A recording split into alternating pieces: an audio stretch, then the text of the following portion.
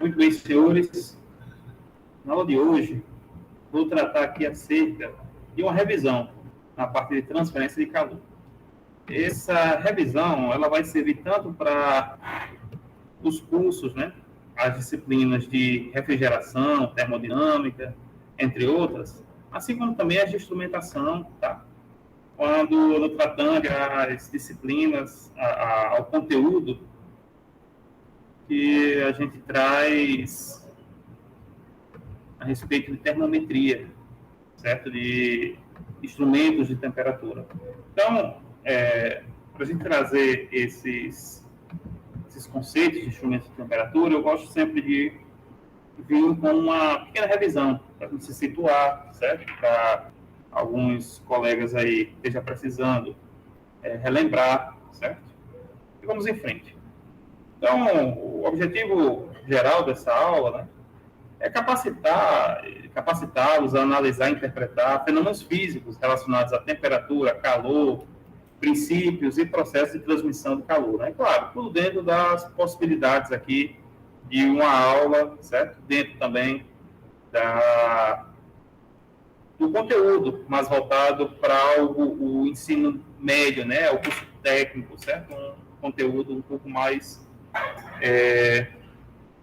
técnico em si, tá?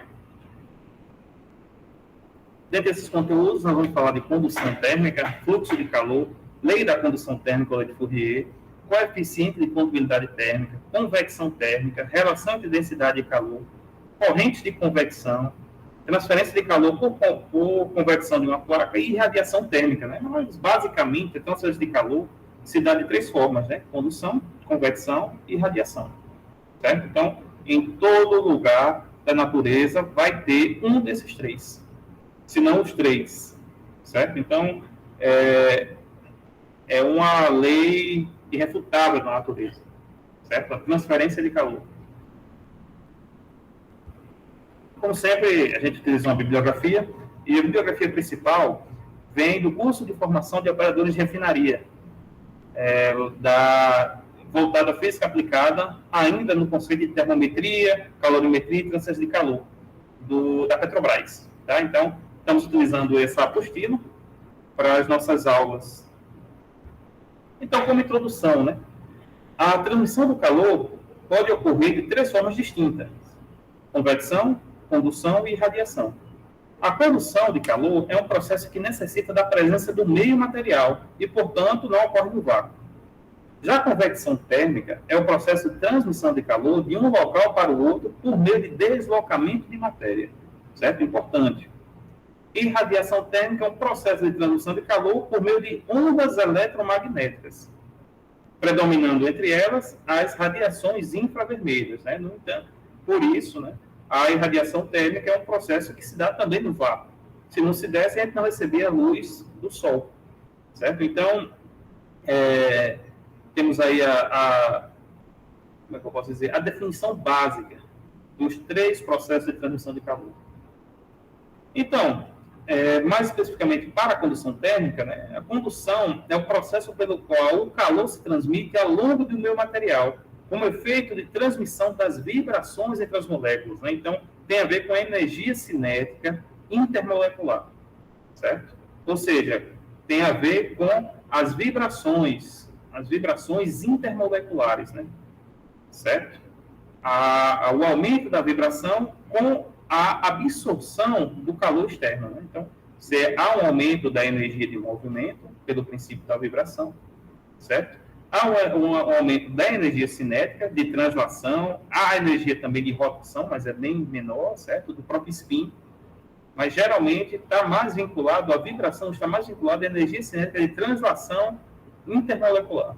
Vamos lá. Então, as moléculas mais energéticas, certo? Que são aquelas de maior temperatura, pois recebem mais energia, transmitem energia para as menos energéticas, de menor temperatura, né? Então, esse é o processo básico, né? Uma lei da termodinâmica. Ele conta o quê? Que sempre o calor ele vai se transmitir do meio de maior energia para o meio de menor energia, certo? E o fluxo de calor, certo? Por condução térmica em um material homogêneo, após ter atingido o regime estacionário de escoamento, é diretamente proporcional à seção transversal. A diferença de temperatura entre os extremos é inversamente proporcional à espessura da camada, né? Então, ele está dizendo o quê? Que o fluxo de calor, ele é o próprio calor dividido pela variação do tempo em si, certo? Então, é o que se dá o fluxo de calor, né? Para que haja fluxo, necessita você ter uma vazão, ou seja, uma variação, melhor dizendo, no tempo, né? Principalmente. Então, a vazão do calor, vamos dizer assim, é o fluxo de calor, certo? Fazendo uma correlação bem básica a respeito disso. E a lei da condução térmica, ela estabelece a partir de Fourier, certo? Então, a lei de Fourier, ela trata da relação entre o fluxo de calor e os fatores que determinam ela, né? Por exemplo, a gente viu que o fluxo de calor é uma variação do calor no tempo, né? Que isso pode ser entendido como um coeficiente de continuidade térmica para cada material, a área em si da superfície, a diferença de temperatura entre a área e a espessura do material. Então, relacionando os quesitos geométricos e os quesitos físicos da temperatura, né, a gente pode chegar a entender o fluxo de calor, certo? Lembrando sempre, né, que isso vai depender da assinatura do material. Por quê? Porque todo material vai ter um coeficiente de continuidade térmica diferente. E aí está, né? Por exemplo, a prata, o cobre, o alumínio, todos esses aí vão ter coeficientes de continuidade térmica. Logo, quanto maior o coeficiente de continuidade térmica, maior o fluxo de calor que se passa, né? Já que o fluxo de calor é diretamente proporcional a esse coeficiente. Certo? Então, ó, fazendo aqui uma relação grande, né? Então, a prata, que tem um coeficiente de 0,97, é diferente do arseco, que tem um coeficiente de 0,000061. Então, logo, a prata, ele é mais condutor do que o arseco. Então, ó, como exemplo, nós temos aí, ó, uma barra de aço de 10 centímetros de comprimento, está soldada por suas extremidades a uma barra de cobre de 20 centímetros de comprimento. Supondo que cada barra tenha uma seção transversal quadrada de lado 2 centímetros, que o lado livre da barra do aço está em contato com o vapor na temperatura de 100 graus e que o lado livre do cobre com gelo a 0 graus, vamos determinar a temperatura de junção das duas barras e o fluxo de calor total quando o sistema estiver em regime estacionário, né? Então, nós temos aí o coeficiente de continuidade do aço, 0,2, e do cobre, 0,92. Logo, como ele quer pegar exatamente na junção entre as barras, então, naquele ponto, o fluxo de calor tem que ser igual. Logo, o fluxo de calor que vai acontecer no aço é igual ao fluxo de calor que vai acontecer no cobre. Com isso, a gente encontra a temperatura que está lá, logo na junção, né, do aço e do cobre, que é 20,7 graus. Levando em consideração que no aço você tinha 100 graus, você tem 100 graus nesse caso, e no cobre você tem 0 graus. Convecção térmica. A convecção térmica é o processo de transmissão de calor de um local para o outro pelo deslocamento de massa, né? Então, essa convecção ela pode ser forçada e pode ser natural, certo? A convecção natural é essa que a gente vive na natureza, certo? As próprias correntes de ar que contém na atmosfera, né, proporciona essa convecção natural, certo? E a convecção forçada é o uso de ventiladores, exaustores, certo? Entre outros, que vai ali auxiliar para que haja um aumento na convecção, né? Então, basicamente, a diferença é essa, né? E essa convecção, ela se dá tanto em líquido quanto em gases, né? Então, aquelas correntes marítimas e as correntes de ar é devido às convecções, né? A pontos de maior e menor temperatura do nosso planeta Terra, né? Dado N condições, desde as relações de translação, de rotação, e também as relações do movimento dos equinócios na Terra, né? Haja vista que a Terra ela possui um grau né, de inclinação de 23 graus, certo? O que nos dá a possibilidade de termos, em alguns pontos do planeta, 4 estações bem definidas, certo? Muito devido à presença desses equinócios, muito devido a essa inclinação de 23 graus, certo? Então, visto isso, certo? é isso que proporciona os movimentos e as relações de mudanças de temperaturas com trocas de fluidos, né, vamos dizer assim, de velocidades de fluidos, de pontos de correntes marítimas, de pontos de correntes eólicas e por aí vai. Certo? Então, quando aquecemos um corpo, né, em geral, o seu volume aumenta e, consequentemente, a sua densidade diminui, já que definimos a densidade de um corpo como sendo densidade igual a massa sobre o volume. Certo? Então, existe essa relação, certo? Entre temperatura e densidade, né? Entre o calor e a densidade em si. E com isso a gente pode ver com mais clareza alguns fenômenos de convecção, como o fenômeno da continentalidade e da maritimidade, certo? Que é dado pelas relações dos coeficientes de condutibilidade térmica, certo? Do calor específico da areia, né? Vamos dizer assim, do continente, da areia com a água, do qual, com o sol, né, durante o dia, essa água consegue segurar mais a temperatura e a temperatura aumenta, certo? Logo, nesse caso, né, você tem um aumento da temperatura, a areia que segura, né?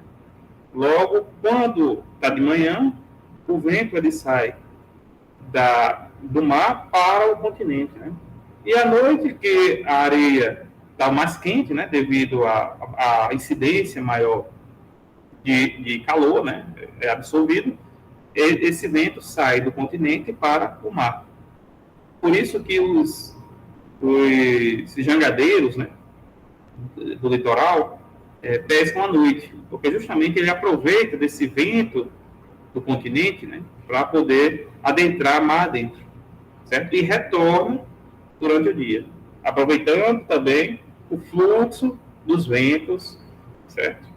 Presentes nesse efeito da maritimidade e da continentalidade. E a transferência de calor por convecção em uma placa, né, por exemplo, ele se dá a partir do coeficiente de transferência de calor, certo? Que essa transferência de coeficiente de calor, ela vai depender de N fatores, tá? N fatores. Que geralmente a gente estuda mais quando a gente vai para a transferência de calor e massa no curso superior, certo? Vai depender da área e, claro, da diferença de temperatura em si, né? E aí você tem, para diferentes modos, certo? Para diferentes áreas, para diferentes condições de troca de calor, diferentes coeficientes de convecção térmica, né? Então, é uma coisa um pouco mais complexa dentro do estudo da engenharia mecânica em si, né? Dentro do estudo da termodinâmica em si. E radiação térmica. Todos os corpos emitem ondas eletromagnéticas, cuja intensidade aumenta com a temperatura. Essas ondas propagam-se no vácuo e é dessa maneira que a luz e o calor são transmitidos do Sol até a Terra.